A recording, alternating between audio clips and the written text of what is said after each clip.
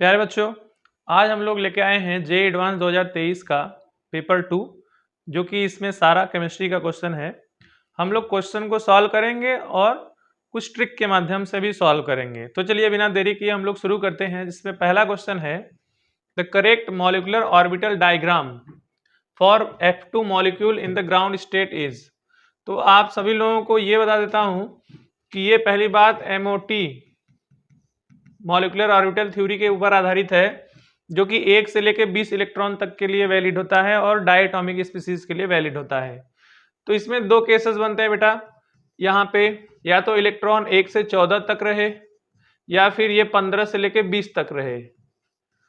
तो अगर 1 से लेकर 14 तक के लिए इलेक्ट्रॉन, इसमें ट्रिक क्या है बेटा? इसमें ट्रिक ये है कि सब कुछ नीचे वाला सब में सेम रहता है। दोनों में डिफरेंसेस क्या है? 14 से 1 से लेके 14 और 15 से लेके बीच में दिक्कतें क्या आती है, डिफरेंसेस क्या रहते हैं। तो ये जो इनका डायग्राम है 2p वाला, ये बेटा यहाँ पे चेंज हो जाता है। किसी में 2 वाला नीचे रहता है, 1 ऑर्बिटल ऊपर रहता है, तो किसी में 1 ऑर्बिटल नीचे रहता है, 2 ऑर्बिटल ऊपर रहता है। बस आपको यही ट्रिक है, इसी को याद कर लेना है। वो कैसे हम लोग याद करते हैं?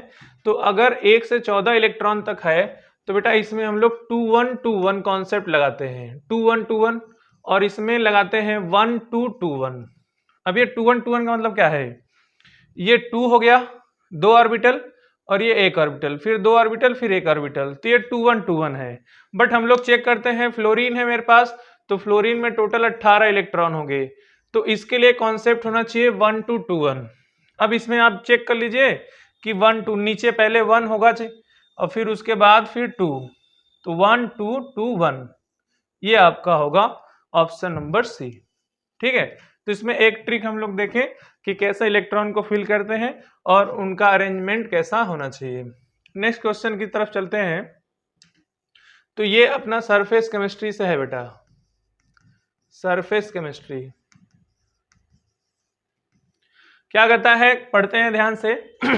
Lyophobic colloids are not form by simple mixing of DP and DM. ये सही बात है, लायोफिलिक कोलाइड को हम लोग आसानी से बना लेते हैं, बट लायोफोबिक कोलाइड को आसानी से नहीं बना पाते हैं। नेक्स्ट क्या कहता है, for emulsion both the DP and DM are liquid. ये तो सभी बच्चे को पता होगा कि इमल्सन के लिए डीपी और डीएम दोनों क्या होता है, वो लिक्विड होता है। आगे क्या पढ़ते हैं, micelles are produced by dissolving a surfactant in any solvent at any temperature. बेटा ऐसा नहीं होता है, एक इसके लिए पार्टिकुलर कंसंट्रेशन चाहिए जिसको CFC बोलते हैं, क्रिटिकल मिसेल कंसंट्रेशन, एंड एक फिक्स टेम्परेचर चाहिए जिसको हम लोग क्राफ्ट टेम्परेचर बोलते हैं। तो ये किसी भी टेम्परेचर पे नहीं हो पाएगा, ये आपका ऑप्शन हो गया wrong. Tyndall effect can be observe from colloidal with DP disperse phase having the same refractive index that of dispersion medium। अगर ऐसा रहेगा बेटा तो हमको टिंडल इफेक्ट शो ही नहीं होगा, मतलब ये वाला आपका ऑप्शन है गलत, क्योंकि उनमें एक ठीक ठाक एवरेज का डिफरेंस होना चाहिए। अगर ऐसा नहीं रहेगा बेटा तो कलर ऑब्जर्वेशन नहीं आएगा। इसका मतलब आपके पास ऑप्शन पहला और दूसरा करेक्ट है, तो पहला दूसरा करेक्ट होने वाला ऑप्शन है ये, यहाँ पर होना चाहिए सी। इसका मतलब ये होगा 1 और 2। नेक्स्ट हम लोग देखते हैं, नेक्स्ट आपका ऑर्गेनिक केमिस्ट्री से ग्रिग्नार्ड रिएजेंट से है। इस बार बेटा ग्रिग्नार्ड रिएजेंट का मार्जिन थोड़ा ज्यादा था, ग्रिग्नार्ड रिएजेंट का मार्जिन थोड़ा सा ज्यादा था और काफी अच्छा क्वेश्चन था।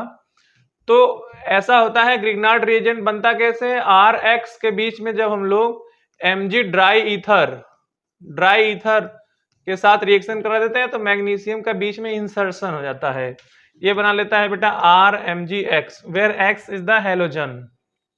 फ्लोरीन छोड़ के, फ्लोरीन कम होता है, बाकी सब क्लोरीन, ब्रोमीन, आयोडीन सब हो सकता है, देता तो वो भी है।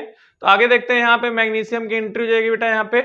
अच्छा, ये हमको प्रोवाइड क्या करता है बेटा, ये हमको प्रोवाइड करता है R-, एक स्ट्रॉन्ग बेस प्रोवाइड करता है अपने को। क्या प्रोवाइड करता है बेटा, स्ट्रॉन्ग बेस प्रोवाइड करता है। तो यहाँ पे इस कार्बन पे आ जाएगा निगेटिव चार्ज और ये वाटर से H+ रिएक्शन हो जाएगा आपका एसिड बेस। तो यहां से बन जाएगा बेटा कुछ इस तरह से ऐसे, और इससे जुड़ जाएगा हाइड्रोजन, मतलब हाइड्रोजन दिखाए चाहे ना दिखाए, ये आपका प्रोडक्ट हो गया पी। नेक्स्ट क्या था कि फिर वही है Mg के बीच में एंट्री होगी ड्राई ईथर प्रेजेंस में। अच्छा, इसका रिएक्शन बेटा एसिटल्डिहाइड है, दिस इज द एसिटल्डिहाइड।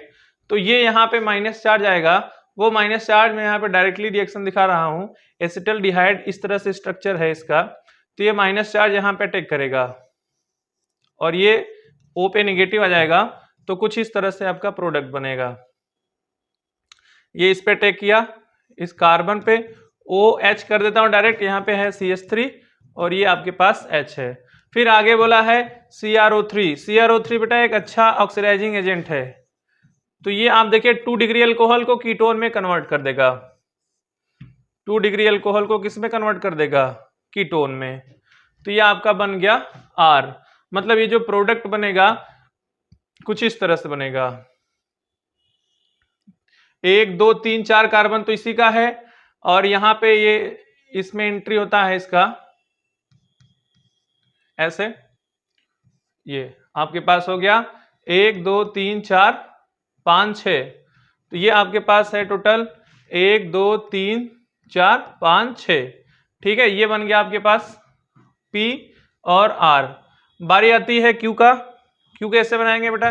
यहाँ पे फिर से वही ग्रिग्नार्ड रिएजेंट एंट्री होगा, कार्बन और क्लोरीन के बीच में मैग्नीशियम की एंट्री होगी यहाँ पे। ठीक है, तो ये आपका CO2 है। सभी बच्चे को पता है कि जब ग्रिग्नार्ड रिएजेंट का रिएक्शन CO2 से होता है बेटा, तो यहाँ पे कार्बन डाइऑक्साइड बनता है। तो इसमें नंबर ऑफ कार्बन कितने हो जाएंगे? 1 2 3 4 और एक CO2 का कार्बन तो 5 हो जाएगा कुछ इस तरह से। तो 4 कार्बन हो गया बेटा, और एक कार्बन हो जाएगा आपका यहाँ पे OH। अच्छा, फिर उसके बाद क्या बोला है? फिर इसका रिएक्शन NaOH। तो बेटा ये एसिड बेस रिएक्शन हो जाएगा। ये क्या हो जाएगा आपके पास? ये हो जाएगा एसिड बेस रिएक्शन। ये हो जाएगा आपके पास एसिड बेस रिएक्शन O-।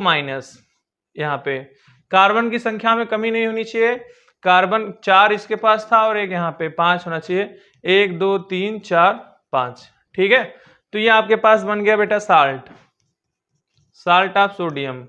अच्छा, साल्ट ऑफ सोडियम। फिर आगे चलते हैं हम लोग, इसमें देखते हैं एस में देखते हैं एस में क्या बनेगा। एस वाला देख लेते हैं। इसमें RX का रिएक्शन है, एल्काइल क्लोराइड का रिएक्शन है बेटा, इथेनोलिक NaCN। तो ये एसएन रिएक्शन होगा, ये एसएन रिएक्शन होगा बेटा। यहाँ पे CN माइनस स्ट्रॉन्ग बेस है, डायरेक्ट इसको भगा देगा यहाँ से। तो पहले तो ये बनेगा आपका,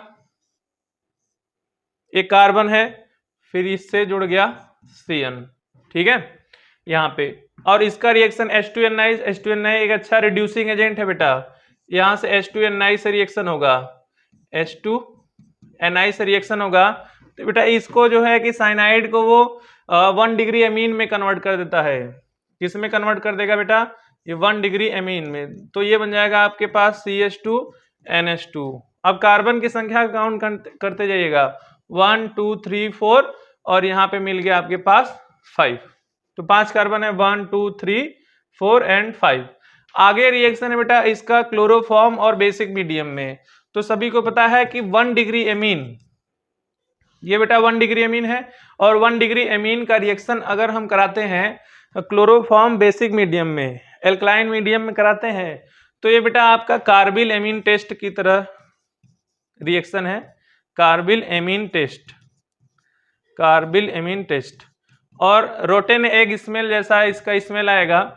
तो यहां से बन जाएगा आपका ये एल्काइल साइनाइड, आइसोसाइनाइड बन जाता है बेटा। तो जितने कार्बन है उसमें आइसोसाइनाइड लगा देना है यहाँ पे, ऐसे कुछ प्रोडक्ट बनेगा इसका CH2, और फिर ये बन जाएगा N ट्रिपल, यहाँ पे NC बन जाएगा। यहां से बन जाएगा बेटा आपका NC, ये बन जाएगा आपका NC, ऐसे लगा सकते हैं। अच्छा, फिर इसका रिएक्शन है lithium aluminium hydride then H2O। तो यहाँ पे क्या हो जाएगा? इसका रिडक्शन हो जाएगा, ये हो जाएगा आपका CH2। यहाँ पे अगर हम लगा देते हैं lithium aluminium hydride, in presence of H2O, then it becomes, यहाँ पे कुछ इस तरह से प्रोडक्ट बन जाएगा, यहाँ से N, और ये बन जाएगा आपका CH3 यहाँ से। तो ये इस तरह से यहाँ पे रिएक्शन हो जाएगा, ये NH। अब हम लोग प्रोडक्ट की तरफ चलते हैं। तो प्रोडक्ट में पहले क्या कहता है कि ऑप्शन देखते हैं, P is a primary alcohol with 4 carbon. तो P आपके पास पहली बात प्राइमरी अल्कोहल ही नहीं है, गलत हो गया। Q undergoes Kolbe electrolysis to give an 8 carbon product. अच्छा, Q जो है कि आगे लेके चलते हैं इसको कोल्बे इलेक्ट्रोलिसिस में, तो 1 2 3 4 यहाँ पे और 5। कोल्बे इलेक्ट्रोलिसिस क्या होता है वहां पे देख लेते हैं हम लोग। जैसे आपके पास कार्बन है, ऐसे है कुछ स्ट्रक्चर इसका, O माइनस Na प्लस। बेटा जब इसका इलेक्ट्रोलिसिस कराया जाता है, इलेक्ट्रोलाइसिस कराया जाता है, तो इसमें क्या होता है कि ये CO2 यहां से बाहर निकल जाएगा। अब ऑटोमेटिकली नहीं निकलता है, ये फ्री रेडिकल रिएक्शन का मैकेनिज्म होता है। यहाँ पे रेडिकल जनरेट हो जाता है इस तरह से, यहाँ पे रेडिकल जनरेट हो जाएगा। ये रेडिकल बेटा इस रेडिकल के साथ यहाँ पे एक बॉन्ड में 2 इलेक्ट्रॉन इसके साथ बॉन्ड बना लेगा और यहाँ से CO2 बाहर निकल जाएगा। यहाँ पे कार्बन है तो यहाँ से CO2 बाहर निकल जाएगा और आपके पास बन जाएगा कुछ इस तरह से, यहाँ पे आ जाएगा रेडिकल। और इसकी खासियत क्या होती है बेटा, ये डाइमराइज हो जाता है। 2 प्रोडक्ट दे सकता है ये 2 प्रोडक्ट देता है। एक तो डाइमराइजेशन प्रोडक्ट दे सकता है, अगर इसका नंबर ऑफ कार्बन चेंज काफी ज्यादा रहता है बेटा तो ये डिसप्रपोर्शनेशन रिएक्शन भी देता है। 2 टाइप का रिएक्शन देता है, डाइमराइजेशन एंड डिसप्रपोर्शनेशन। तो ये आपके पास बन जाएगा कुछ इस तरह से। तो ये इसका हो गया डाइमराइजेशन। ठीक है, 1 2 3 4 5 6 7 8, तो ये 8 कार्बन का हो गया। मतलब ये आपका सही होगा, क्यू आपका ऑप्शन हो गया करेक्ट। क्यू ऑप्शन हो गया आपका करेक्ट, ये क्यू वाला, मतलब बी ऑप्शन हो गया correct. Q undergoes Kolbe electrolysis to give 8 carbon product. बाकी आगे आते हैं, R has 6 carbon and it undergoes Cannizzaro reaction. R के पास आते हैं, R कैनिजारो रिएक्शन तो देगा नहीं क्योंकि R ये है आपके पास, और अगर कैनिजारो रिएक्शन देना है बेटा तो उसके पास अल्फा हाइड्रोजन नहीं होना चाहिए, बट यहाँ पे 3 अल्फा हाइड्रोजन CH3, तो ये तो ऐसे ही गलत हो गया, सी ऑप्शन। आगे आते हैं, S is primary amine with 6 carbon. Primary amine, तो पहली बात बेटा ये प्राइमरी एमीन तो रहा नहीं, अब ये हो गया आपका सेकेंडरी एमीन, इसलिए ये भी हो गया गलत। इसलिए ऑप्शन क्या होगा, ऑप्शन सिर्फ होगा इसका बी। आगे आते हैं, आगे ये भी एक तुरंत आंसर देने वाला क्वेश्चन था, बट ये उसी बच्चे को आ सकता है जिसका एनसीईआरटी पे पकड़ बहुत मजबूत हो, क्योंकि अब स्ट्रक्चर आप देखेंगे, अब जब आप बायोमॉलिक्यूल्स पढ़ेंगे तो कहेंगे कि स्ट्रक्चर नहीं छोड़ना चाहिए था जेईई एडवांस के एग्जाम के पॉइंट ऑफ व्यू से।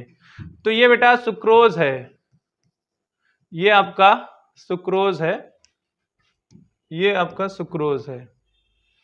और सुक्रोज का ऑक्सीडेशन संभव नहीं है। यहाँ पे लिखा है डाइसैकेराइड, सभी बेटा डाइसैकेराइड है। X can not oxidize by bromine water. Bromine water एक माइल्ड ऑक्सीडाइजिंग एजेंट है, Br2H2 ऐसे लिखा होगा बेटा, this is called bromine water. एक अच्छा ऑक्सीडाइजिंग एजेंट है क्योंकि ये HOBr प्रोड्यूस करता है जो कि इजिली डिकम्पोज हो जाता है HBr और नेसेंट ऑक्सीजन में, ये इजिली डिकम्पोज हो जाएगा। तो इसलिए आपका ऑप्शन होगा बेटा ए करेक्ट। बट ये उसी बच्चे को अच्छे से आएगा जिसका एनसीईआरटी में पकड़ बहुत मजबूत होगा। ऑप्शन हो गया ए। नेक्स्ट, ये काफी अच्छा क्वेश्चन है जो कि कोऑर्डिनेशन कंपाउंड से है, कोऑर्डिनेशन कंपाउंड, और उसमें भी टॉपिक है आइसोमेरिज्म। द कॉम्प्लेक्सेस, मतलब ये मल्टीपल सेलेक्टेड क्वेश्चन है, कॉम्प्लेक्सेस एक से ज्यादा ऑप्शन सही हो सकता है। Which can exhibit the type of isomerism shown by. अब पहले अगर यहाँ पे बेटा क्लोरीन होता ये Pt NH3 ट्वाइस Cl2, तो उसका नाम है सिस्प्लेटिन जो कि एक अच्छा एंटी कैंसर ड्रग होता है। Cisplatin is a anti cancer drug. तो दो टाइप के आइसोमेरिज्म शो करता है बेटा ये, सिस्प्लेटिन एंड ट्रांसप्लेटिन। तो उसमें जो सिस्प्लेटिन होता है एनसीईआरटी की बुक में लिखा है अच्छा एंटी कैंसर ड्रग है। अब यहाँ क्लोरीन की जगह खाली ब्रोमीन कर दिया है, क्लोरीन की जगह क्या कर दिया बेटा, ब्रोमीन यहाँ पे। तो क्लोरीन की जगह आप भी ब्रोमीन कर दीजिए और कोई दिक्कत नहीं है। ये हो गया बेटा आपके पास सिस। ट्रांस इसका कैसे बनाएंगे, अपोजिट कर दीजिए इसको, NH3 यहाँ Br और यहाँ पे क्या हो गया बेटा Br। This is the trans. अब आप देखिए इसमें कौन चारों में सिस ट्रांस आइसोमेरिज्म शो करने वाला स्पीसीज है। तो चलिए हम लोग ऑब्जर्व करते हैं। तो पहले वाले की तरफ चलते हैं, ए पे। ये Pt En is a bidentate ligand. अगर यहाँ से En लगाएंगे बेटा तो ये इधर से डोनेट करेगा, इधर से डोनेट करेगा। और SCN एक मोनोडेंटेड लिगेंड है, तो ऐसे जोड़ देंगे। अब आप देखेंगे इसको किसी भी डायरेक्शन में बनाएंगे तो इसका एक ही स्ट्रक्चर बनेगा। अगर इसका एक स्ट्रक्चर बनेगा बेटा तो इसमें कोई भी आइसोमेरिज्म पॉसिबल नहीं होगा। बारी आती है बी की। बी का आप देखेंगे तो यहाँ पे पहला काम करिए कि जिंक का हाइब्रिडाइजेशन निकाल लीजिए। तो जब आप यहाँ पे जिंक का हाइब्रिडाइजेशन निकालते हैं बेटा तो पाते हैं कि sp3 है और sp3 हो जाएगा तो ये टेट्राहेड्रल हो जाएगा। और टेट्राहेड्रल वाले कॉम्प्लेक्सेस जो है कि आइसोमेरिज्म शो नहीं करते हैं। पहले ये दो ऑप्शन गलत हो गए, ये नहीं होगा, ये नहीं होगा। फिर दो बचा। अब चूंकि मल्टीपल सेलेक्टेड है तो जाहिर सी बात दोनों हो सकते हैं बट ये कंफर्म नहीं है, देख लेते हैं। फिर सी आता है, बी वाला तो नहीं हुआ। सी में अभी बताया यहाँ पे, सी में बेटा सिस ट्रांस बन सकता है। यहाँ से सिस ट्रांस बन सकता है कैसे, अमोनिया के रिस्पेक्ट में यहाँ पे बना दीजिए। यहाँ पे NH3, यहाँ पे NH3 और आपके पास ये क्लोरीन और इधर भी क्या है, क्लोरीन। ठीक है, 1 2 3 4 4 2 6। ये बेटा आपका सिस कंपाउंड हो गया। इसका ट्रांस कंपाउंड बना दीजिए। तो ट्रांस अमोनिया के रिस्पेक्ट में बना दीजिए। अमोनिया एंटी पोजीशन पे हो गया, क्लोरीन और क्लोरीन। तो इसमें बेटा सिस भी है और ट्रांस भी है, इसलिए ये वाला आपका ऑप्शन हो जाएगा सही। तो कहने का मतलब ये है कि जो सिस ट्रांस शो करे इसके जैसा सिमिलर, ये हो गया। इसमें भी ये आप देखेंगे तो ये MAA2 BC टाइप का कंपाउंड है बेटा।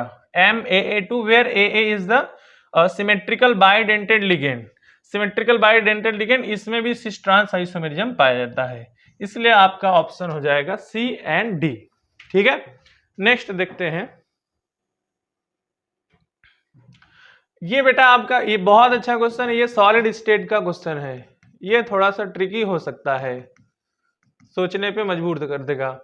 सॉलिड स्टेट का क्वेश्चन है जहां पे पहले सारे डेटास को एक जगह कलेक्ट कर लीजिए। सारे डेटा को एक जगह कलेक्ट करिए। Metal XYZ form FCC, unit cell of edge length LX। तो देखो बेटा X क्या बना रहा है, X बना रहा है FCC, ऐसे Y बना रहा है बेटा BCC और Z बना रहा है सिंपल क्यूबिक। ठीक है, अच्छा इसका एज लेंथ जो हम लोग बुक में देखते हैं पढ़ते हैं, वो एज लेंथ यहाँ पे दिया है LX। ठीक है बेटा, यहाँ पे एज लेंथ दिया है LY और यहाँ पे एज लेंथ दिया है LZ। ये कैपिटल है तो ये आपके पास दिया है LZ। अब फिर आगे आते हैं, फिर क्या कहता है, फिर ये कहता है कि आपको कुछ रिलेशन दिया है RZ इक्वल टू √3/2 RY। अच्छा ये रिलेशन हो गया बेटा, और एक रिलेशन हो गया RY बराबर इतना दिया है MZ और MZ बराबर, तो MX MY में रिलेशन।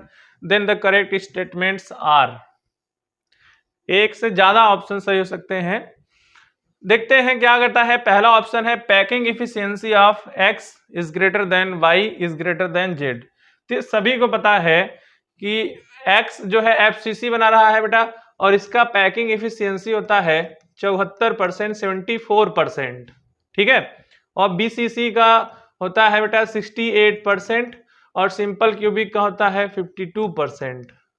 तो इसका मतलब है कि ये वाला आपका ऑप्शन हो जाएगा करेक्ट। दूसरे चलते हैं Ly is greater than Lz। अब Ly और Lz में पहली बात तो आप रिलेशन निकालिए। Ly और Lz में रिलेशन कैसे निकालेंगे? तो यहाँ पे FCC के लिए क्या होता है, जो एज लेंथ और रेडियस के बीच में रिलेशन होता है बेटा 4r इक्वल टू √2a होता है। तो यहाँ पे है बेटा 4rx is equal to √2। a की जगह यहाँ पे Lx लेना है, a की जगह पे क्या लेना है Lx। ये बेटा हो गया FCC के लिए, ठीक है। अच्छा, फिर बारी आती है BCC के लिए।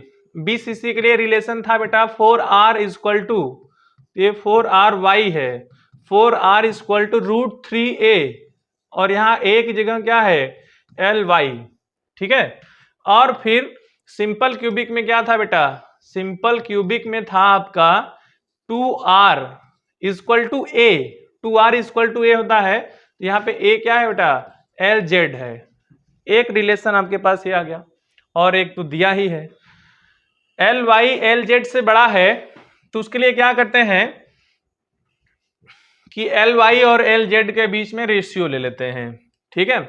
यहाँ पे इसको हम कुछ इक्वेशन बोल देते हैं।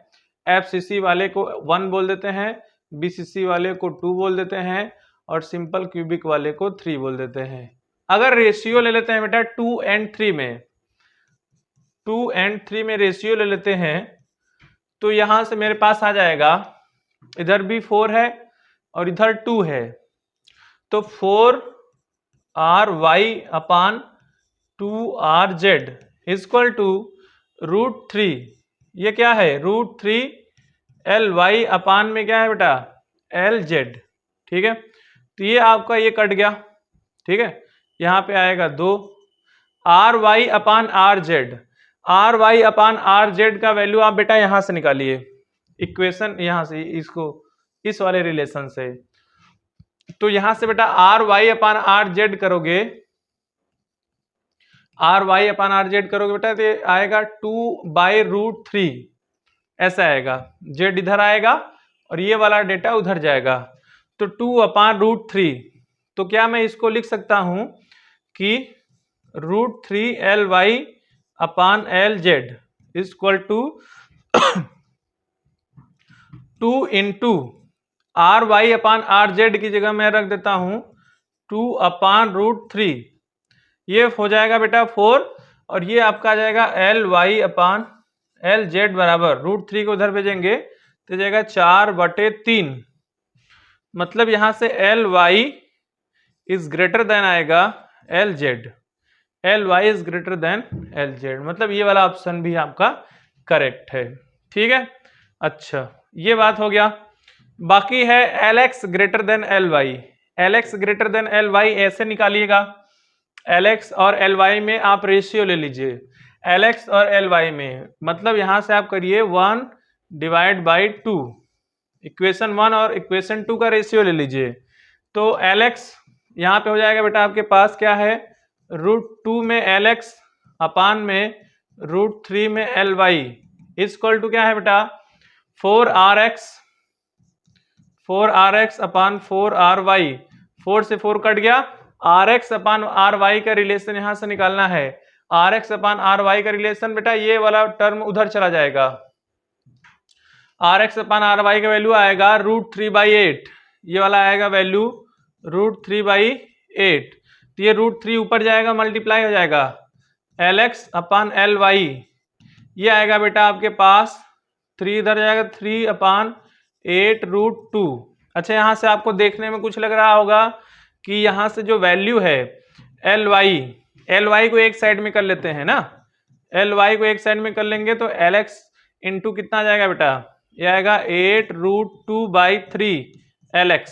अब आप देखिए एल वाई ग्रेटर है, एल वाई ग्रेटर है एल एक्स से, इसका मतलब ये बेटा आपका ऑप्शन हो जाएगा इनकरेक्ट। फिर बारी आती है density of x greater than density of y है कि नहीं, तो इसको हम लोग चेक करते हैं डेंसिटी वाले रिलेशन से। पहले थोड़ा सा यहाँ पे इरेज कर देते हैं, इरेज कर देते हैं। आइए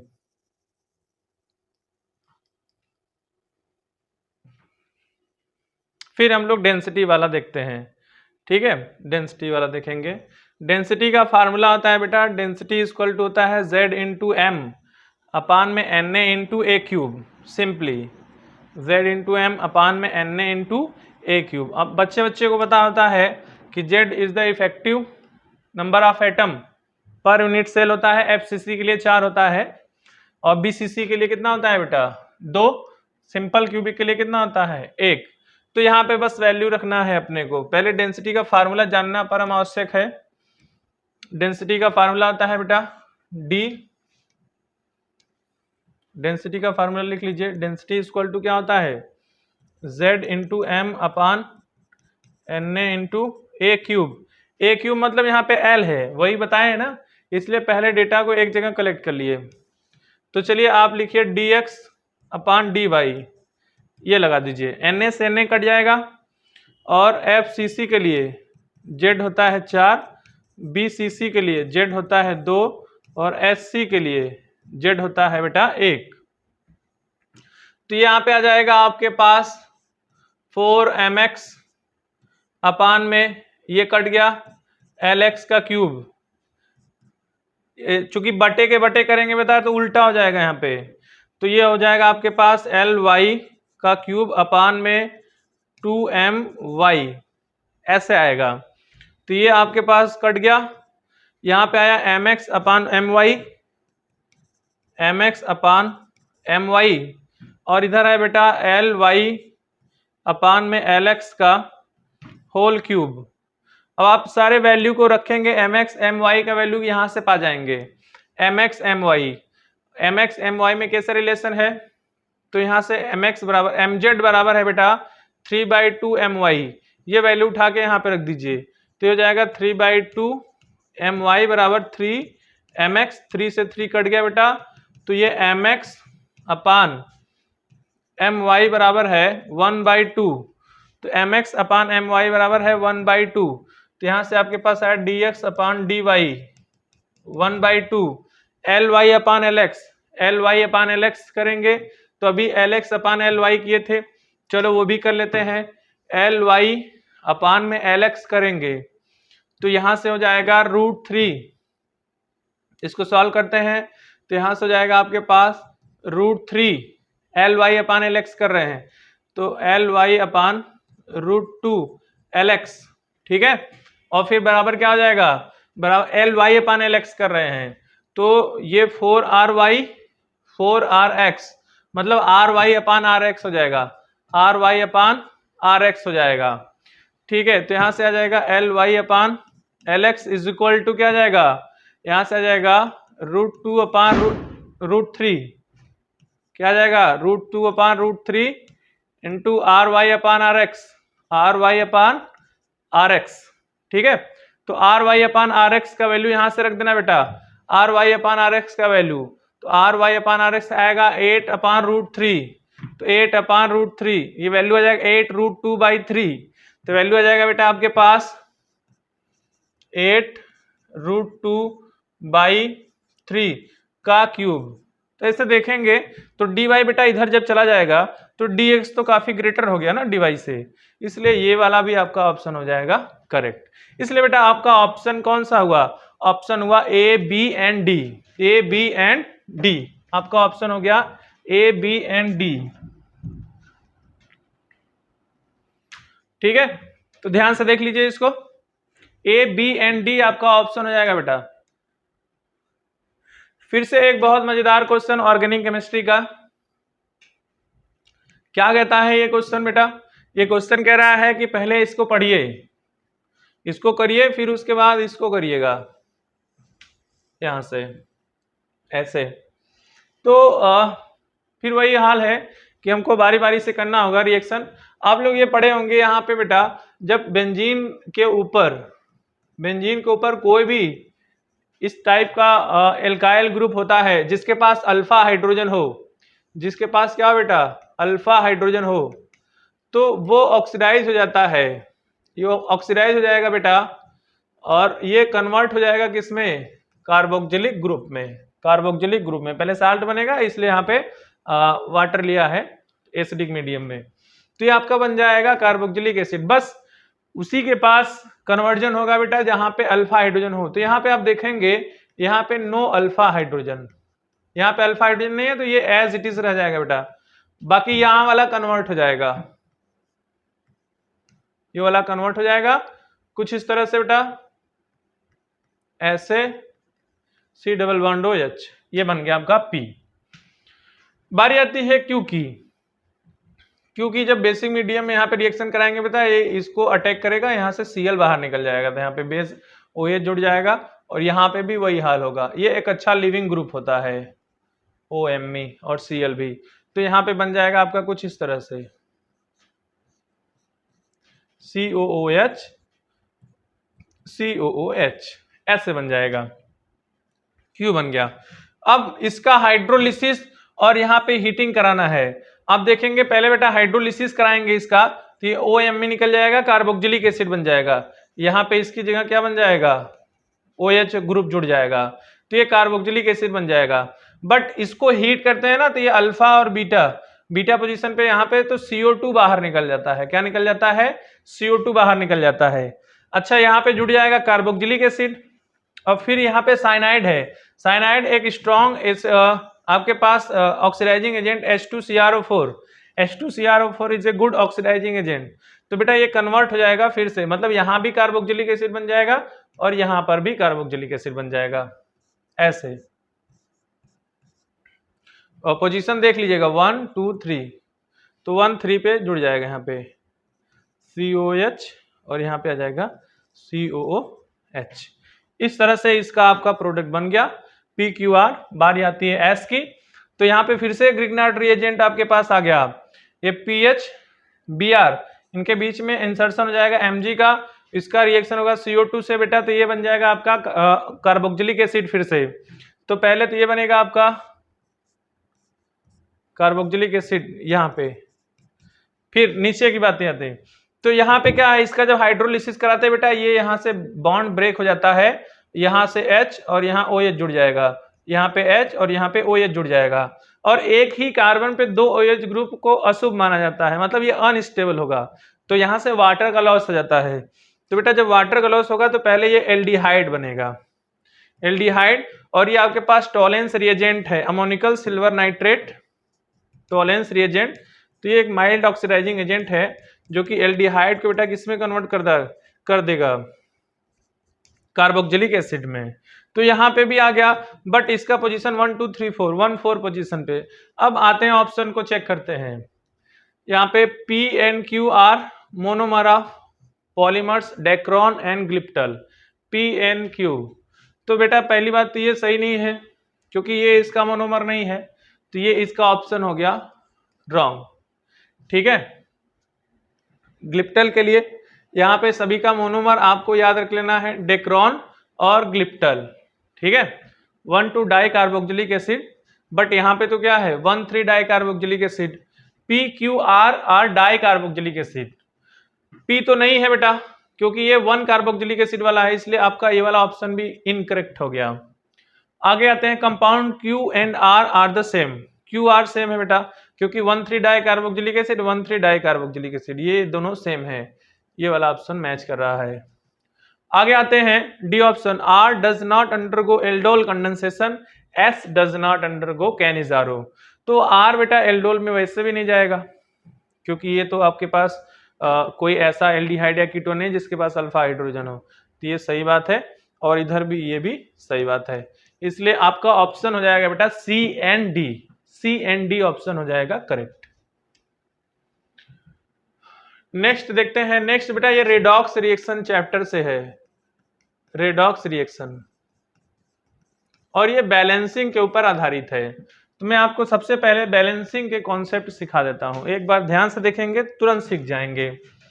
आपको बोला H2S 5 मोल, ठीक है, भूल जाइए इसको। ये बैलेंसिंग करने के लिए दिया है 5 मोल। आपको पहले बैलेंस करना है रिएक्शन करा के, react completely with acidified aqueous potassium permanganate. चलो मैं रिएक्शन लिखता हूं। H2S का रिएक्शन बेटा एसिडिफाई मतलब H2SO4 के प्रेजेंस में हम लोग कराते हैं H2S का रिएक्शन। तो ये बेटा -2 ऑक्सीडेशन स्टेट में है और ये चला जाता है अपने 0 ऑक्सीडेशन स्टेट सल्फर में, और प्लस यहाँ पे कुछ प्रोडक्ट बनते हैं जो कि MnSO4 होता है और K2SO4 होता है और साथ में बेटा वाटर होता है H2O, ऐसे होता है। अब देखो इसको बैलेंस करने का तरीका, इसको बैलेंस तभी हम लोग कर पाएंगे बेटा, इसको बैलेंस करने का तरीका बहुत आसान है। बैलेंस करने तभी आएगा जब हमको ऑक्सीडेशन नंबर पता हो और निकालने आना चाहिए ऑक्सीडेशन नंबर। भाई अब इस लेवल के एग्जाम में गए ऑक्सीडेशन नंबर नहीं आएगा तब तो दिक्कत हो जाएगा। ऑक्सीडेशन नंबर मेरे ख्याल से हर बच्चे को आता है निकालने, तो इसके लिए हम लोग एक ट्रिक लगाते हैं। ट्रिक लगा देते हैं बेटा, ITUS इसकी टोपी उसके सर, ITUS इसकी टोपी उसके सर, इसकी टोपी उसके सर। यहाँ पे टोपी का मीनिंग है ऑक्सीडेशन नंबर से। अब जहां पे ऑक्सीडेशन नंबर चेंज हो रहा है वहां पे पहले हम लोग ऑक्सीडेशन नंबर देखेंगे। तो ये बेटा -2 से चला जा रहा है 0 में, यहाँ पे चेंज हो रहा है। अच्छा, सभी को पता है कि परमैंगनेट जो है ये +7 से एसिडिक मीडियम में +2 में चला जाता है। तो चेंज देख लीजिए, यहाँ पे बेटा चेंज आप देखेंगे तो यहाँ पे चेंज आएगा 2 का, चेंज आएगा 2 का, और यहाँ पे 7 से बेटा +2 में जा रहा है तो यहाँ पे चेंज आएगा 5 का। तो ये इसका टोपी हो गया, इसकी टोपी उसके सर, यहाँ पे कर दीजिए 5, इसकी टोपी उसके सर और उसकी टोपी इसके सर 2। आधी कहानी तो आपकी ऐसे निपट गई। फिर कुछ नहीं करना है, यहां पे देखिए 5 सल्फर है तो यहां पे भी लगा दीजिए 5। ठीक है, बस एक बार लेफ्ट साइड का बैलेंस हुआ, राइट साइड ऑटोमेटिकली बैलेंस हो जाएगा। कैसे? अब सब कुछ काउंट कर लीजिए। पहले हैवी एलिमेंट तो बैलेंस हो गया, मेन तो ये 5 हो गया, ये 2 हो गया, ये 5 सल्फर हो गया, पोटेशियम इधर 2 है, मैग्नीज को 2 करना पड़ेगा क्योंकि उधर 2 मैग्नीज है। बारी आती है इधर, ये आप क्या हो गया 5 दूनी 10 यहां से, और यहां से आपको लगाना होगा 3 ऐसे। फिर ये हो गया आपका एक साइड का बैलेंस हो गया 5। अब यहाँ पे हाइड्रोजन को बैलेंस कर देते हैं, 5 दूनी 10 6 16 यहाँ पे कितना आएगा बेटा 8 आ गया। बस बहुत आसानी से बैलेंस कर सकते हैं यहाँ पे, और कोई दिक्कत नहीं है। एक हो गया, आपको क्या बोला है, the number of moles of water is x, मतलब x का वैल्यू कितना आ गया बेटा 8 आ गया। फिर उसके बाद बोला the number of moles of electron involve. अभी इलेक्ट्रॉन इन्वॉल्व निकालना है, एकदम आसान है, देखो कैसे। इसमें n फैक्टर चेंज कितने का है बेटा 5 का आया, इसमें बेटा चेंज कितने का आया 2 का आया, दोनों का आपस में मल्टीप्लाई कर दो, कितना आ गया 10। अगर ये दोनों सेम होते, इधर भी 5 होता बेटा, इधर भी 5 होता तो सिर्फ 5 होता, या इधर भी 2 होता तो उधर भी 2 होता तो 2 होता। अगर सेम रहेंगे तो मल्टीप्लाई नहीं करेंगे, जो रहेगा वही लिख देंगे। अगर सेम नहीं है, डिफरेंट है, तो एक दूसरे में मल्टीप्लाई कर देंगे, वो आपका इलेक्ट्रॉन हो जाएगा। तो x और y का वैल्यू आ गया 8 और 10, x प्लस y का वैल्यू हो जाएगा 18, 18 आंसर हो जाएगा। ठीक है, आगे देखते हैं। आगे केमिकल बॉन्डिंग से फिर से आ गया बेटा आपको, और बहुत ही मेरे ख्याल से इजी है ये। अब इसमें ट्रिक क्या देखेंगे बेटा, ट्रिक फॉर किसके लिए, हाइब्रिडाइजेशन। हाइब्रिडाइजेशन के लिए बेटा ट्रिक क्या है, यहाँ पे z का वैल्यू निकाल लेते हैं। पहले मैं इधर z लिख देता हूं, z है इधर और इधर हाइब्रिडाइजेशन है। z is the steric number, z क्या है बेटा स्टेरिक नंबर। तो ये आपके पास आया, z का वैल्यू 2 होगा तो ये sp होगा, 3 होगा तो sp2 होगा बेटा, 4 होगा तो sp3 होगा, sp3 चेक करना है, 5 होगा तो sp3d होगा, 6 होगा तो sp3d2, ठीक है 6। अब जेड का वैल्यू बेटा कैसे कैलकुलेट करते हैं हम लोग, तो हम लोग देख लेते हैं जेड कैसे कैलकुलेट करते हैं। उसका फार्मूला होता है z equal to half m plus v minus q. M क्या है बेटा, एम जो है monovalent atom, monovalent atom, monovalent atom का मतलब होता है hydrogen, fluorine, chlorine, bromine, iodine, ये सभी मोनोवैलेंट जिसकी वैलेंसी एक हो। वी क्या है बेटा, valence electron of central atom, central atom का वैलेंस इलेक्ट्रॉन है। ठीक है, क्यू क्या है बेटा, क्यू है charge with sign, charge with sign, sign के साथ चार्ज है, प्लस है तो प्लस, माइनस तो माइनस, बस बहुत आसान है। सेंट्रल मेटल एटम पहचानने आना चाहिए, जो अकेला होता है या जिसकी इलेक्ट्रोनेगेटिविटी कम होती है वो सेंट्रल मेटल एटम होता है। जैसे यहाँ पे I3+, पहला लेके चलता हूं बेटा I3+, ठीक है। अब इसमें कौन सेंट्रल एटम मानेंगे, तो इसको अलग कर दो थोड़ा सा, इसको आप लिखो I2+, ऐसे लिख दो, ऐसे लिख सकते हो।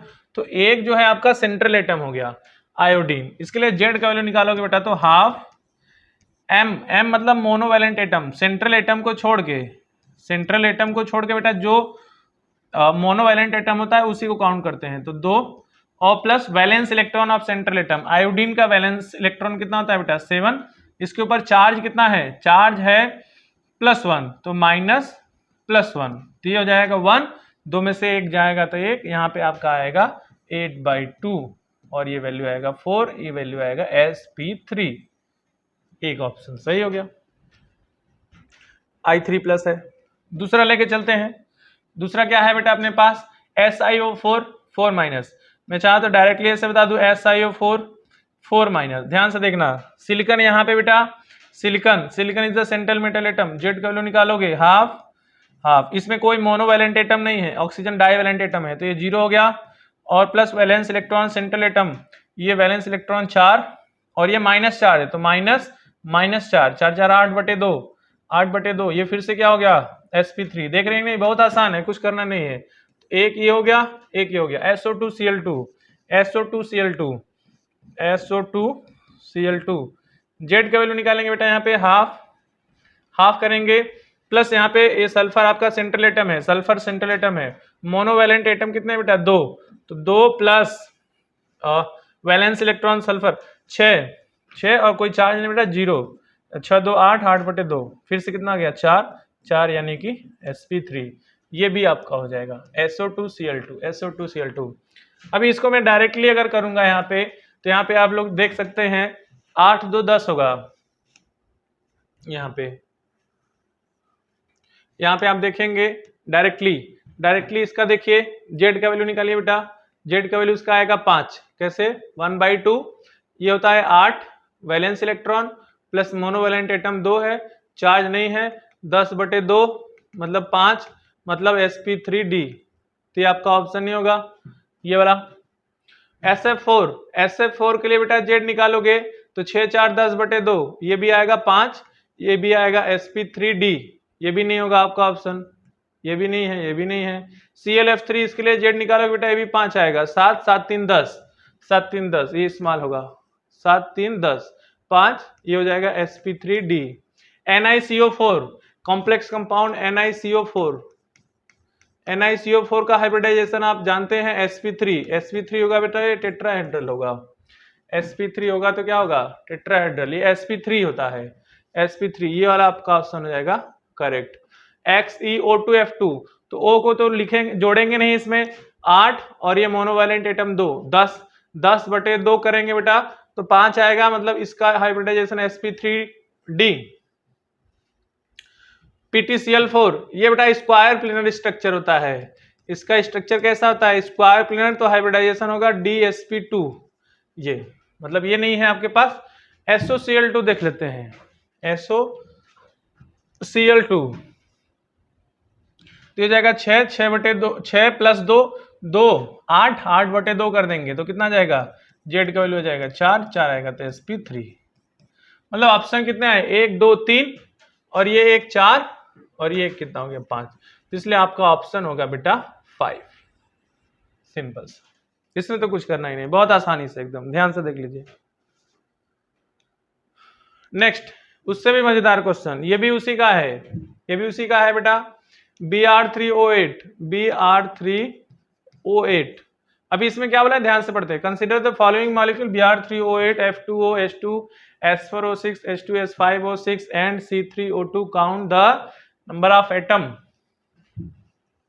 Existing in their zero oxidation state. तो चलिए पहले सभी का स्ट्रक्चर देख लेते हैं। Br3O8, तो ये Br Br Br, 3 oxygen last वाले से, शुरू और अंत वाले से बेटा 3 ऑक्सीजन होते हैं, बीच वाले से 2।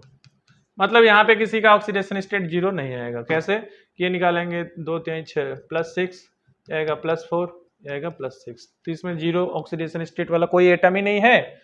नेक्स्ट हम लोग देखते हैं, इसके बाद F2O, F2O F F, ये -1 +2, तो ये भी नहीं है। H2S4O6, ये oxo acid of sulphur, H2S4O6 oxo acid of sulphur, ध्यान से देख लीजिए। H2S4O6, इसका स्ट्रक्चर H2S4O6। अगर ये H2S2O6 यहाँ पे 2 के बाद जितने भी सल्फर आते हैं बेटा, 2 के बाद सल्फर वाले यहाँ पे SS लिंकेज होता है, SS लिंकेज। यहाँ पे क्या होता है, SS लिंकेज। जोड़ दीजिए सल्फर, पहले 4 ऐसे बना दीजिए, ठीक है। उसके बाद क्या करना है, शुरू और अंत वाले में 2 ऑक्सीजन डबल बॉन्डली ऐसे जोड़ देना है, डबल बॉन्ड से जोड़ देना है, फिर OH और OH।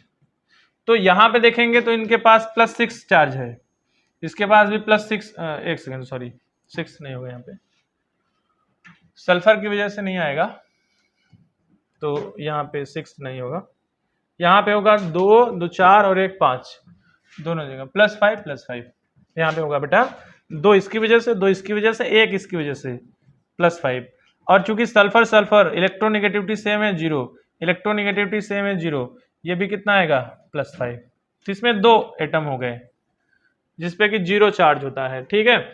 एक हो गया यहाँ पे H2S5O6, ऐसे सेम एज इट इज, एक सल्फर और जोड़ देना उसमें,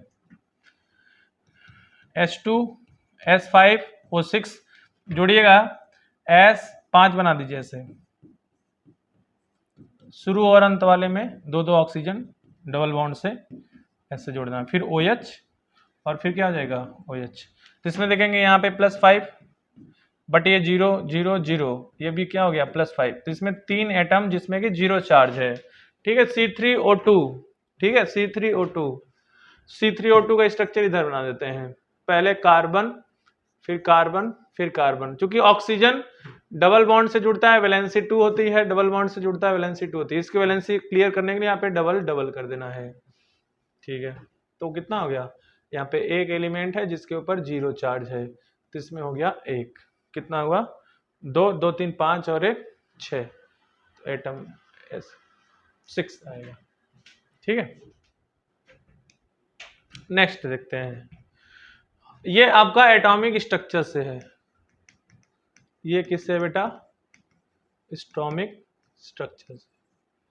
अब आप देखेंगे यहाँ पे क्या बोला है, for He+ transition takes place from orbit radius, radius दिया है, रेडियस कुछ भी हो सकता है, XY मान लेते हैं, कुछ भी 105.8 पिकोमीटर टू 26.45 पिकोमीटर, ठीक है।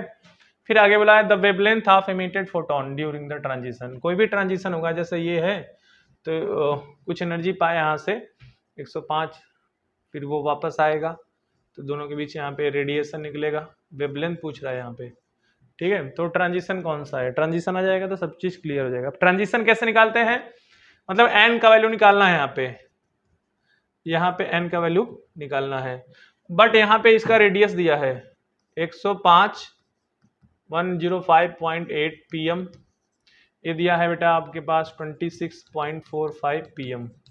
इसमें क्या करना है, इसमें आप लोग एक रिलेशन पढ़े होंगे, बोहर्ट्स रेडियस का फार्मूला R = 0.53 होता है, 0.529, बट हम लोग 0.53 लिख लेते हैं, चूंकि ये पिकोमीटर में है तो पिकोमीटर वाला लेते हैं, 53 हो जाएगा।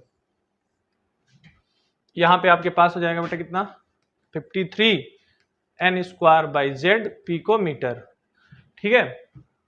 अलग अलग किताबों में 5 to 9 भी देता है, बट थोड़ा सा आसानी हो जाएगा इसलिए ऐसा करते हैं। R इसके लिए रखते हैं बेटा, पहले वाले के लिए 1 हो गया, ये 2 हो गया, तो R 105 है, 105.8 equal to 53 n square by z. Z helium है तो हीलियम के लिए 2 हो जाएगा पिकोमीटर। ठीक है, तो आपके पास क्या आ जाएगा, आपके पास आ जाएगा, यहां से सॉल्व करेंगे तो ये आएगा 105, ये तो दुगना हो जाएगा 210.16, तो ये हो जाएगा आप n स्क्वायर आएगा आपका 4, n का वैल्यू आएगा 2, n का वैल्यू आ गया 2, पहले वाले से आ गया, n का वैल्यू कितना आएगा 2। ठीक है, दूसरे वाले से चलते हैं। जब r का वैल्यू 26.45 दिया है, तो r का वैल्यू दिया है 26.45, कैसे करते हैं बेटा इसमें हम लोग करते हैं वही 26.45 डायरेक्टली कर देते हैं 53 n square by z picometre. तो ये आएगा आपके पास जेड का वैल्यू कितना रखना है यहाँ पे 2, ठीक है, हीलियम है ना तो इसके लिए 2 रखना है। यहाँ पे n स्क्वायर सॉल्व करेंगे तो n स्क्वायर आएगा ये 26 दूना 52 53, ये आएगा डायरेक्टली 53 के आसपास, ये भी अपान 53 है, आएगा 1, तो ये आएगा आपके पास n का वैल्यू 1। तो ये जो ट्रांजिशन हो रहा है बेटा, यहाँ पे ट्रांजिशन हो रहा है किसका, n इक्वल टू 2 से लेके n इक्वल टू 1 तक, n इक्वल टू 2 से लेके n इक्वल टू 1 तक। अब अच्छा n इक्वल टू 2 से लेके n इक्वल टू 1 तक, तो इसमें एनर्जी आपको भी जानना है। एनर्जी का रिलेशन आप लोग पढ़े होंगे, यहाँ पे E n is equal to या डेल्टा E कर लेते हैं तो यहाँ पे हो जाएगा -13.6 Z square by n square, EV electron volt. ठीक है, और हीलियम दिया है, हीलियम के लिए जेड की वैल्यू यहाँ पे रखेंगे तो 4 आ जाएगा, जेड स्क्वायर 4 आ जाएगा। अब यही 2 से लेके 1, तो 2 और निकालेंगे तो आएगा, पहले 1 का निकालेंगे तो आएगा बेटा, इसकी एनर्जी आएगी 13.6 इंटू जेड स्क्वायर। ठीक है, और इसका आएगा 4 से डिवाइड कर देते हैं तो ये आएगा आपका -3.4 something EV into Z square, चूंकि हीलियम है तो वहां पे जेड स्क्वायर 4 हो जाएगा। तो ये जब आप डिफरेंस देखेंगे E2 से लेके E1 अपर माइनस लोअर करेंगे तो ये माइनस प्लस हो जाएगा, 13.6 3.4 जाएगा, 10.2 इलेक्ट्रॉन वोल्ट इसका एनर्जी आता है बेटा। ये तो याद ही रखना होगा हर बच्चे को इस लेवल के एग्जाम के लिए, तो ये आएगा 10.2 electron volt into Z square, but Z square Z helium का है तो हीलियम के लिए जेड का वैल्यू कितना आ जाएगा 2 का स्क्वायर 4, तो यह आ जाएगा 10.2 इंटू 4 EV, इसको बराबर कर दीजिए किससे, HC बाई लेमडा, और HC का वैल्यू रख दीजिए 1240, कितना रख देंगे 1240 EV NM और बटे लेमडा, EV से EV कट गया। ठीक है, और लेमडा बराबर आ जाएगा आपके पास, ये आएगा आपके पास 1240 बटे 10.2 इंटू 4 से इसको काटेंगे बेटा 310 आएगा, मेरे ख्याल से ये 30 बढ़ जाएगा, तो वैल्यू आ गया 30 नैनोमीटर, यस, तो ये वैल्यू आया 30। ठीक है, तो ये बहुत कठिन क्वेश्चन नहीं है, बट फार्मूले अगर याद रहेंगे, इस पे क्वेश्चन पे प्रैक्टिस किए रहेंगे तो बड़ी आसानी से हो सकता है। नेक्स्ट क्वेश्चन है आपका सॉल्यूशन चैप्टर से, लिक्विड सॉल्यूशन चैप्टर से है। ये क्या बोलता है, 50 ml of 0.2 molar urea solution जिसका डेंसिटी दिया है बेटा इतना इतना। ठीक है, फिर आगे क्या कहता है, इसको मिक्स किया जाता है 250 ml of solution containing 0.06 gram urea, both the solution were prepared the same solvent, तो सेम सॉल्वेंट वाटर हो सकता है। The osmotic pressure in torr of the resulting solution at 300 kelvin is. Osmotic pressure का formula तो पहले जानना चाहिए। Osmotic pressure pi बराबर होता है C मिक्स RT। अब ये मिक्स क्यों कर दिए हैं, क्यों मिक्स किए हैं, क्योंकि मोलरिटी 2 कंसंट्रेशन टर्म्स दिए हैं तो दोनों को एक में, और यहाँ पे C जो होता है, C बेटा होता है मोलैरिटी। C क्या होता है, मोलैरिटी। दूसरे वाले से तो डायरेक्टली मोलैरिटी आ जाएगा और पहले वाले से हमको निकालना पड़ेगा। तो इसका फार्मूला है, रिलेशन दोनों में क्या होता है, मोलैरिटी बराबर होता है 1000 into molarity upon 1000 into density minus molarity into molecular weight of solute. तो रखेंगे मोलैरिटी यहां पे दिया है 0.2, 1000 इंटू एम निकालना है, 1000 इंटू डी करेंगे तो यहाँ पे ये पॉइंट हट जाएगा, 1012 आ जाएगा, माइनस हो जाएगा मोलैरिटी तो निकालना है और इसका मॉलिक्यूलर वेट यूरिया का होता है 60। तो जब यहां से आप मोलैरिटी निकालते हैं बेटा तो वैल्यू पाते हैं 0.2 मोलर, ये वैल्यू आ गया 0.2 मोलर। अच्छा ये आपके पास आ गया, इसका मोलैरिटी भी कितना आया बेटा 0.2 मोलर आया, मोलैरिटी भी उतना है, मोलैरिटी उतना है, तो कोई दिक्कत नहीं है।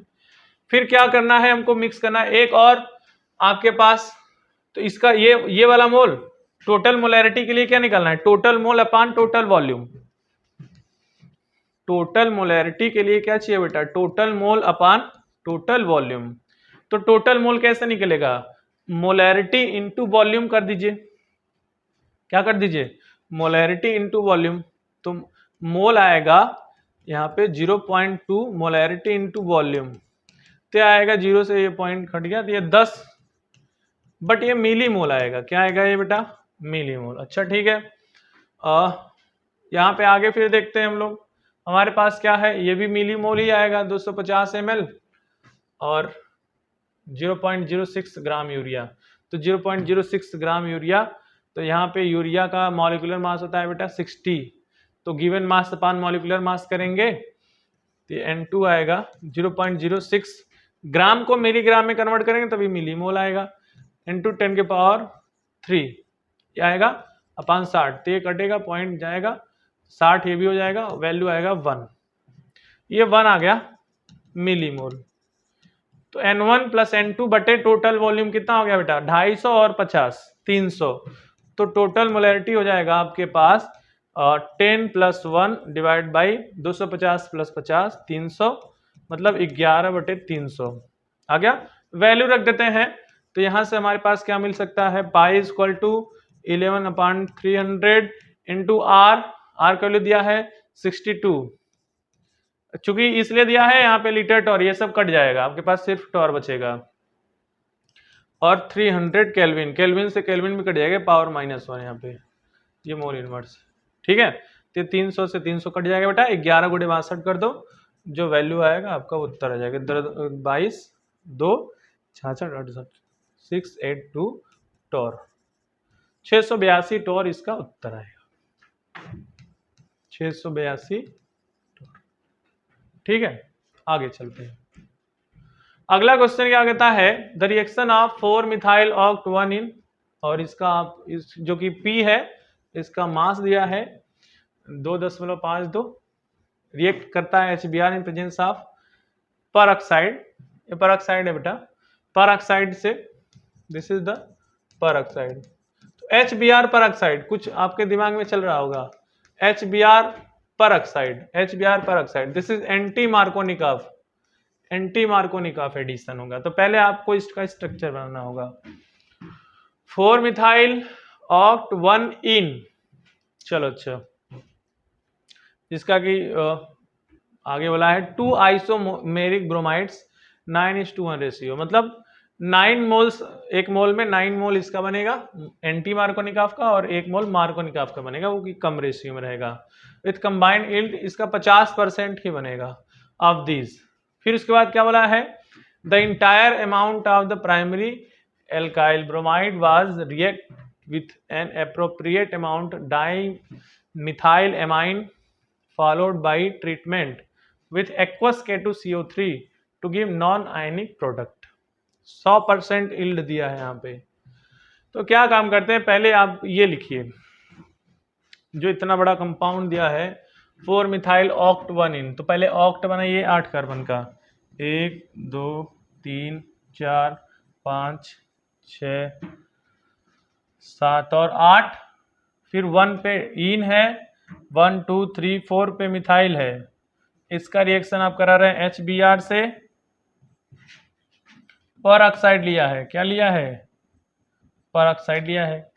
तो ये पर ऑक्साइड में जानते हैं कि ये ब्रोमीन यहाँ जुड़ेगा और हाइड्रोजन यहाँ जुड़ेगा, तो ये पहला ये प्रोडक्ट बन जाएगा। 2 3 4 5 6 7 8, यहाँ पे ब्रोमीन जुड़ गया और यहाँ पे हाइड्रोजन जुड़ गया। 1 2 3 4, यहाँ पे मिथाइल जुड़ा है।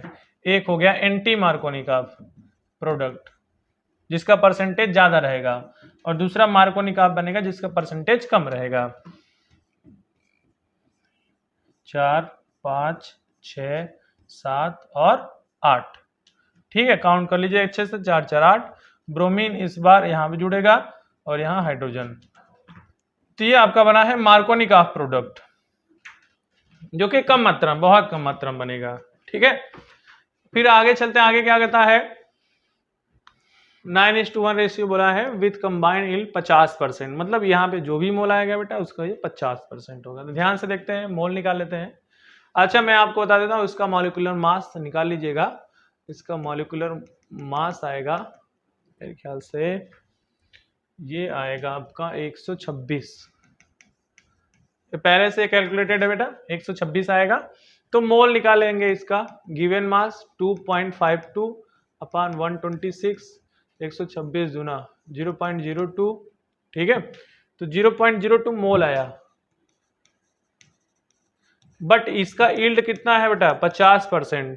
तो ये हो जाएगा आपका टोटल जो मिक्सचर हो जाएगा वो हो जाएगा 0.01 मोल। 0.01 मोल में ये रहेगा और ये रहेगा, दोनों का मिक्सचर रहेगा। तो ऐसा है, दोनों को जोड़ने पे आपको आना चाहिए 0.01 मोल। तो इसका क्या करना है, यहाँ पे 50% हो गया है, 9:1 का रेशियो है। तो ये आपका आएगा कुछ इतना 0.009 मोल यहाँ पे, और ये आपके पास आएगा 0.001 मोल ऐसे। तो अपने को इससे मतलब है, अब दोनों को जोड़ेंगे तो आपके पास वही आएगा। 9:1 का रेशियो बोला है पहले ही, इसको जोड़ेंगे बेटा तो वही आएगा आपके पास, ठीक है। आगे की कहानी क्या कहता है, इसका ट्रीटमेंट किया जाता है जो प्राइमरी एल्काइल ब्रोमाइड है। तो बेटा ये एंटी मार्कोनिकॉफ, ये प्राइमरी वाला है और ये सेकेंडरी वाला है। तो एंटी मार्कोनिकॉफ, इसका जो रिएक्शन कराया जा रहा है, एप्रोप्रिएट एक fix amount of dimethyl amine. तो डाइमिथाइल एमीन का पहले स्ट्रक्चर आना चाहिए आपको, एक मिथाइल एक मिथाइल, ये डाइमिथाइल, और इसका रिएक्शन बेटा HBr से कराएंगे तो यहाँ से Br और H निकल जाएगा, और यहाँ पे ये वाला चीज इतना जुड़ जाएगा, इतना जुड़ जाएगा। तो आपके पास, मैं इधर लिख देता हूँ, यहाँ पे आपके पास कुछ चीजें बनेंगी, वो इस तरह से होंगी, वो इस तरह से हो जाएगा प्रोडक्ट जो आपका अभी बना है रिसेंटली। 1 2 3 4 5 6 7, 3 4 7 1 8, इससे जुड़ा है N, इससे जुड़ा है CH3, इससे जुड़ा है CH3, ठीक है। फिर इसमें देखो कोई हाइड्रोजन ही नहीं है, ये नॉन आयनिक प्रोडक्ट बनाए।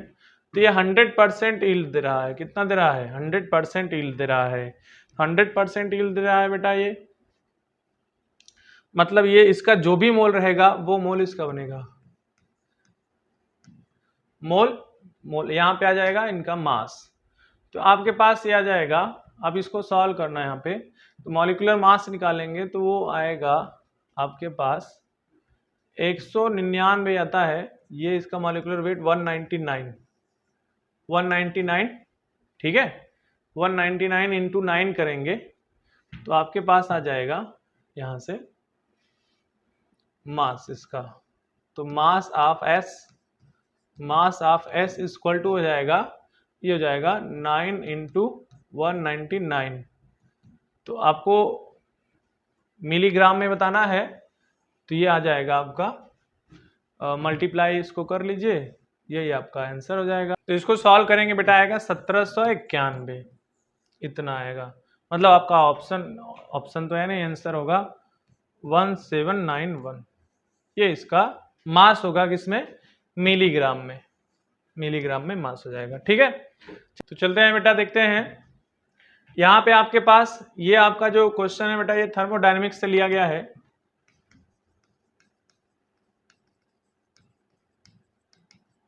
थर्मोडायनेमिक्स से लिया गया है। तो पहले आपको कुछ फार्मूले जो है कि अच्छे से आने चाहिए थर्मोडायनेमिक्स के। जैसे एंट्रोपी वाला फार्मूला है, डेल्टा एस इक्वल टू होता है डेल्टा एच, फेज ट्रांसफॉर्मेशन वाला है तो ये हो जाएगा अपान टी। और डेल्टा एच वाला वैल्यू होता है बेटा, डेल्टा एच का वैल्यू होता है n c p delta t, but यहाँ पे मोल नहीं दिया है तो 1 मोल मान के चलेंगे सी पी डेल्टा टी। इसको वैल्यू रखेंगे यहाँ पे। तो पहले एक बात, इसको आप एक जगह पे कलेक्ट कर लेते हैं, फिर क्या करना है, कैसे करना है। 600 केल्विन पे यहाँ पे S T minus S not का वैल्यू दिया है बेटा, यहाँ से आप सॉल्व कर लीजिए पहले इसको।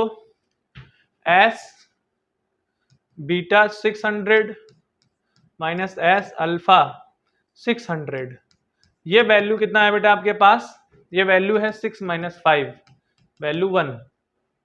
अच्छा इतना आ गया आपके पास, ठीक है। आपसे पूछा क्या है, पूछा है आपसे कि यही चीज जो है 300 केल्विन पे बताना है, 300 केल्विन पे। वो जो सेम चीज आई है बेटा 600 पे, तो आपको निकालना कितने पे है, 300 केल्विन पे। तो वहां से आप इस इक्वेशन को मान लीजिए फ्रॉम इक्वेशन 1, ठीक है।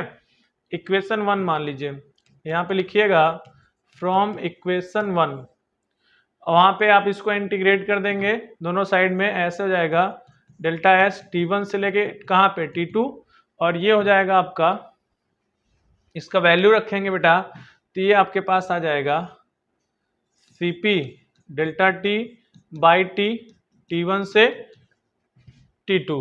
तो मैं आगे चलता हूं इधर, ये आपके पास हो जाएगा बेटा S T2 minus S T1, ऐसे हो जाएगा, बराबर हो जाएगा Cp beta minus Cp alpha into, इसको आप करेंगे यहाँ से आएगा 1/t का इंटीग्रेशन करते हैं तो ये आएगा ln t, और लिमिट रहेगा T1 से T2, तो ये हो जाएगा वैल्यू आपका T2 अपान T1।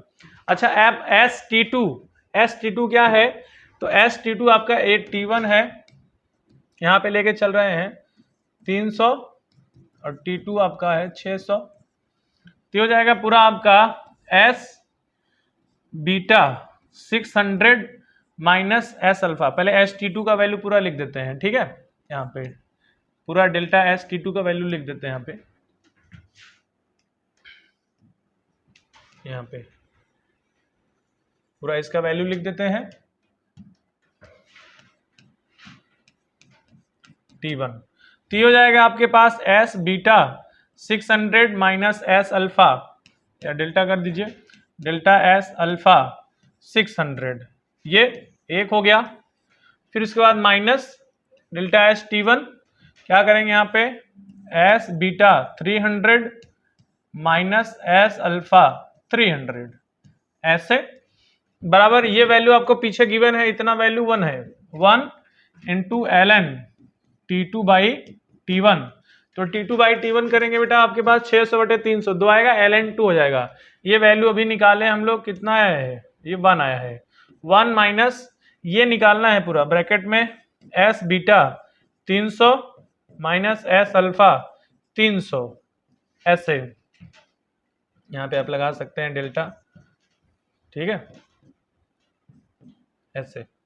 तो ये आपके पास आ जाएगा, ठीक है। तो डायरेक्टली आप इससे कर सकते हो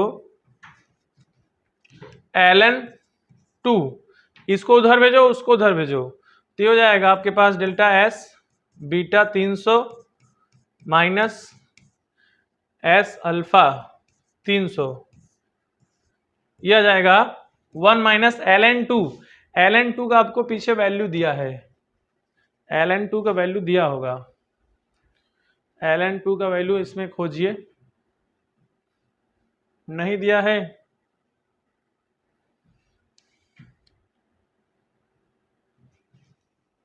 मेरे पास है, इसके पेपर हैं। ln 2 का वैल्यू है 0.69, यहाँ पे दिया है। Ln2 का वैल्यू दिया है बेटा 0.69, तो यहाँ पे रख देते हैं 0.69, तो यह आएगा 0.31। इसका आंसर हो जाएगा बेटा आपका 0.31। ठीक है, नेक्स्ट देखते हैं, इसी का है, ये देखते हैं कि क्या कहता है कि H beta minus H alpha at 300 kelvin. H beta minus H alpha यहाँ पे 300 केल्विन पे निकालेंगे, मतलब आपको यहाँ से किरचॉफ्स लॉ लगाना है। Delta H 600 minus delta H 300, ये बराबर होगा CPM delta T T2 minus T1 600 minus 300, और इसका वैल्यू अभी निकालें बेटा, कितना आया है 1। तो ये आप सॉल्व करेंगे यहाँ पे, तो ये वैल्यू आएगा 600 माइनस डेल्टा H 300 बराबर हो जाएगा, ये आपके पास आएगा 600 माइनस 300, T2 माइनस T1 करेंगे तो 300 आ गया। तो यहाँ से डेल्टा H 300 का भी वैल्यू कितना आएगा बेटा 300। ठीक है, तो ये आप आसानी से कर सकते हैं, बट आपको क्या है ना, ये वाला फार्मूला अच्छे से याद होना चाहिए। नेक्स्ट क्या कहता है, नेक्स्ट आपका ऑर्गेनिक केमिस्ट्री से है, ये पैराग्राफ 2 है। A trinitro compound 135 tris 4 nitrophenyl benzene on complete reaction with an excess of SnHCl give major product. पहले आपको ये इतना बड़ा स्ट्रक्चर पहले बनाना आना चाहिए। चलिए, कुछ बड़ी चीज नहीं है, बस सीख लेते हैं हम लोग। 135 ट्रिस ट्राई नाइट्रोफिनाइल बेंजीन, पहले बेंजीन को बनाइए, लास्ट वाले को बेंजीन को बना लीजिए ऐसे। 135 मतलब ये अगर 1 है तो ये 3 होगा और ये 5 होगा। 135 ट्रिस कुछ इस तरह से बनेगा। 4 नाइट्रो, 4 पे क्या जुड़ा है बेटा नाइट्रो, 4 पे क्या जुड़ा है नाइट्रो, यहाँ पे ये इसका कंपाउंड है। ठीक है, अच्छा ये पूरा कंपाउंड होगा 135 ट्रिस 4 नाइट्रोफिनाइल, 4 पे नाइट्रोफिनाइल है, ये पूरा आपका 4 नाइट्रोफिनाइल बोला जाएगा, और जो कि बेंजीन पे जुड़ा है 135, 1 पोजीशन पे, 3 पोजीशन पे और 5 पोजीशन पे। आगे क्या बोलता है, on complete reaction with access SnHCl NO2, NO2 का रिएक्शन जब यहां से मैं कर देता हूं यहीं पे SnHCl से कराएंगे बेटा, तो ये NH2 में कन्वर्ट हो जाएगा, मतलब इतना कंपाउंड रहेगा। ये भी किस में कन्वर्ट हो जाएगा SnHCl, तो ये हो जाएगा बेटा NH2 में, साथ में रहेगा उसके साथ ये भी रहेगा आपके पास, और यहाँ पे हो जाएगा आपके पास SnHCl, मतलब जहां जहां NO2 है बेटा वहां पे क्या आ जाएगा NH2, बस इतना। ठीक है, एक कहानी हो गई खत्म। गिव्स मेजर प्रोडक्ट, ये हो गया। Which on treatment with excess of NaO2HCl, ये क्या करता है बेटा डाइहाइड्रोनियम साल्ट का फॉर्मेशन करता है, जो कि P प्रोडक्ट बना रहा है। क्या बना रहा है P। तो NH2 का रिएक्शन, NH2 का रिएक्शन बेटा NaNO2, कहीं पे भी NH2 दिखे 1 डिग्री अमीन, NaNO2 यहाँ पे HCl से कराओगे तो ये बेटा डाइहाइड्रोनियम प्रोडक्ट बनाता है N2+Cl-, हर जगह ही बनेगा NaNO2। मैं अभी ये संक्षिप्त में बता रहा हूं डायरेक्टली, मतलब क्वेश्चन को कैसे करते हैं यहाँ पे। अब इतना बड़ा कंपाउंड बार बार लिखने की जरूरत नहीं है, लास्ट में लिखेंगे इसको हम लोग, जहां जहां पूछेगा वहां वहां पे लिखेंगे। ये NaNO2HCl, और ये हो जाएगा आपके पास N2+Cl-, जहां जहां NH2 था, पहले कैसे था NO2 था, NO2 का रिडक्शन हो गया बेटा NH2 में, NH2 का इसके साथ डाइहाइड्रोनियम साल्ट बन गया N2+Cl- में, NaNO2 और HCl के प्रेजेंस में, तो ये P बना है। अब अपने को क्या है ना, P बनाना ही पड़ेगा। P upon treatment with excess of H2O, dihydronium salt है बेटा, मैं यहीं पे कह देता हूं कि आपका रिएक्शन जब H2O इसके साथ होगा तो यहाँ पे OH जुड़ जाएगा। अगर ऐसे है जहां पे बेंजीन है, बेंजीन पे यहाँ पे लिखा होगा N2+Cl-, और इसका रिएक्शन H2O से करा दीजिए बेटा, ये फिनॉल बन जाएगा।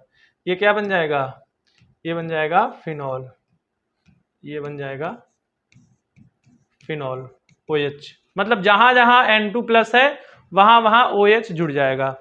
तो ये आपका हो जाएगा Q, ये हो जाएगा Q, ये हो गया P। फिर आगे क्या बोला है, bromination of q in aqueous medium furnishes the product R. अब हम लोग क्या करते हैं, सभी का स्ट्रक्चर बनाते हैं। चलिए, पहले जो मेरे पास कंपाउंड दिया था मैं उसका स्ट्रक्चर बना रहा हूं।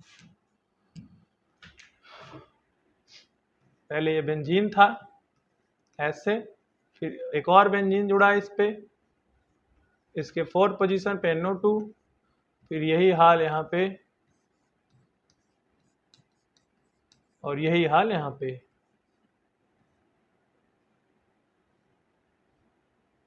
मतलब यहाँ पे है आपका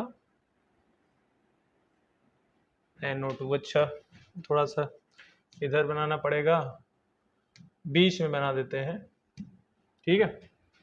देखो, सॉरी, बीच में बना देते हैं यहाँ पे, चलो, या यहीं पे बना देते हैं। देखो,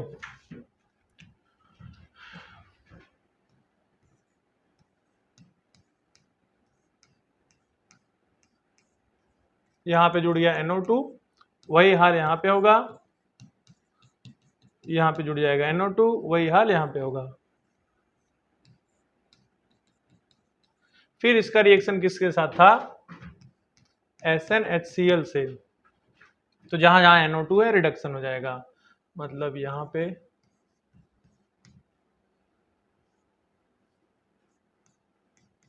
हो जाएगा बेटा NH2, और यहाँ पे भी हो जाएगा NH2, और यहाँ पे भी हो जाएगा NH2, ठीक है। ऐसे अब इसका रिएक्शन कराना है NaNO2 HCl के प्रेजेंस में। तो जहां जहां NH2 है वहां वहां डायजोनियम साल्ट बन जाएगा।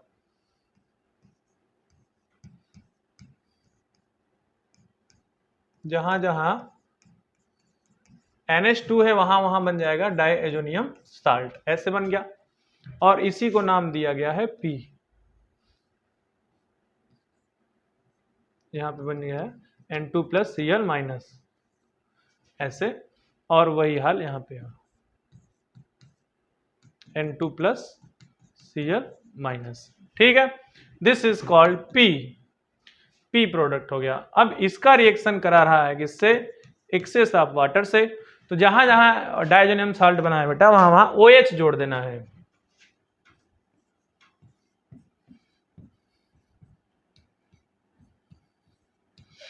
यहां पे क्या जुड़ जाएगा, OH, ऐसे।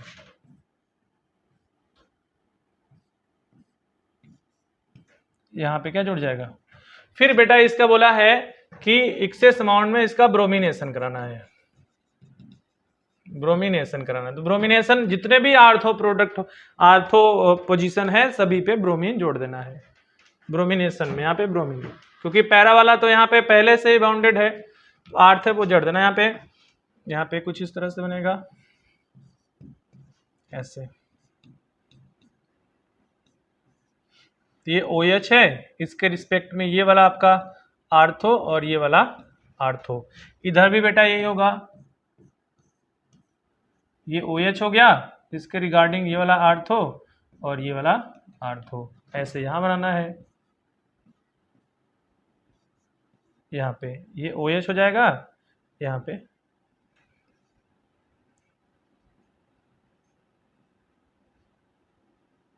OH हो जाएगा, और यहाँ पे Br और यहाँ पे Br, ऐसे जुड़ गया। तो ये आपका हो गया P, ये हो गया Q, और ये हो गया आपका R, ठीक है। फिर अब क्या करता है, अब चलो देख लेते हैं। एक बार ध्यान से देख लीजिए और दिमाग में बैठा लीजिए PQR को बैठा लीजिए।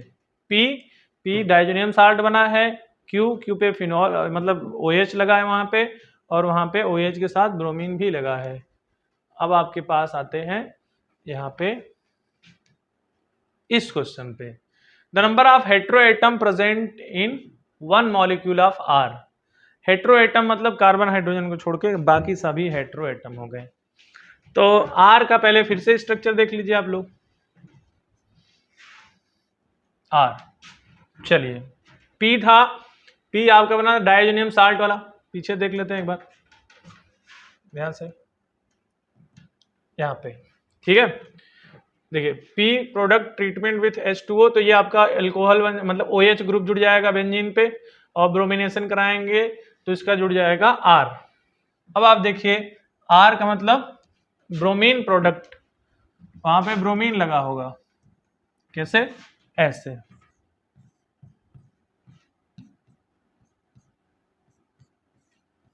ये OH, यहाँ पे ब्रोमीन, यहाँ पे ब्रोमीन, और इधर भी ऐसे ही बना देना है बेटा, यहाँ पे OH, यहाँ पे ब्रोमीन, और यहाँ पे ब्रोमीन, यहाँ पे लगा देना है,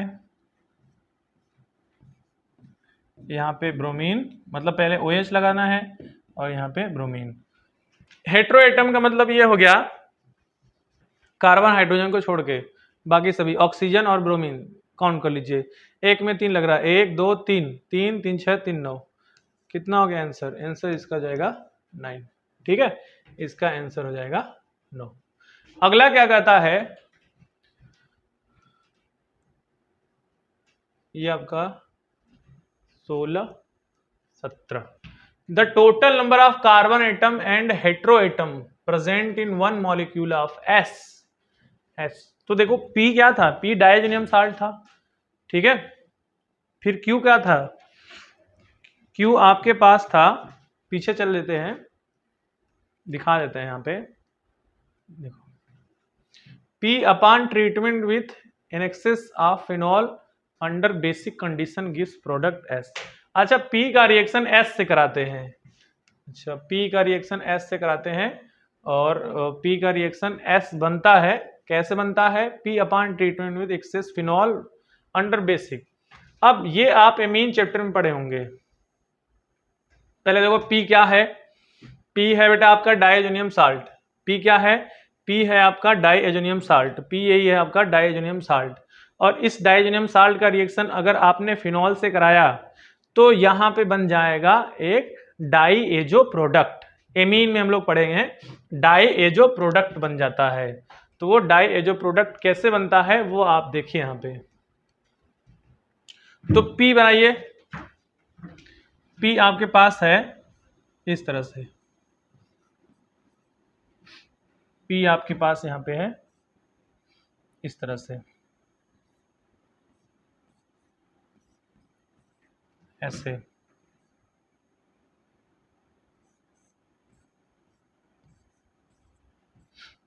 यहाँ से N2 प्लस Cl माइनस, यहाँ पे भी है बेटा, और इसके 4th पोजीशन पे N2 प्लस Cl माइनस, तो हो गया 1 2 3, ये यहाँ पे बनाना है,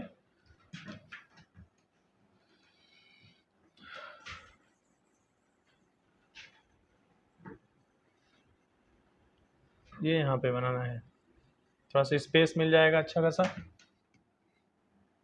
ऐसे।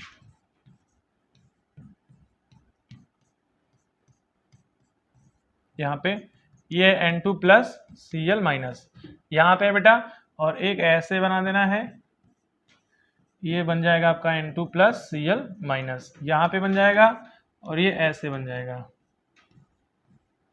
N2 plus Cl minus. अच्छा अब इसका रिएक्शन अगर आपने फिनॉल से कराया,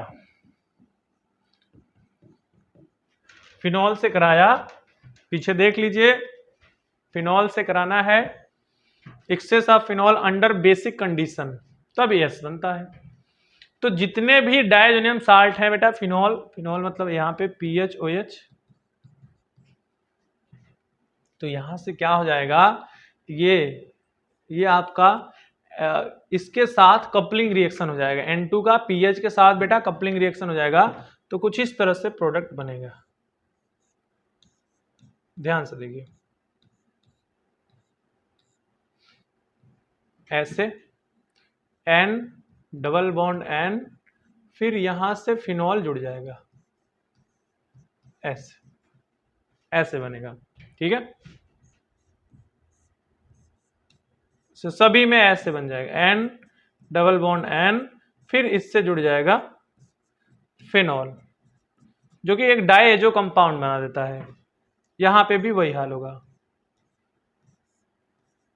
तो इससे जुड़ेगा N, डबल बॉन्ड N, और इससे जुड़ जाएगा बेटा आपका फिनॉल।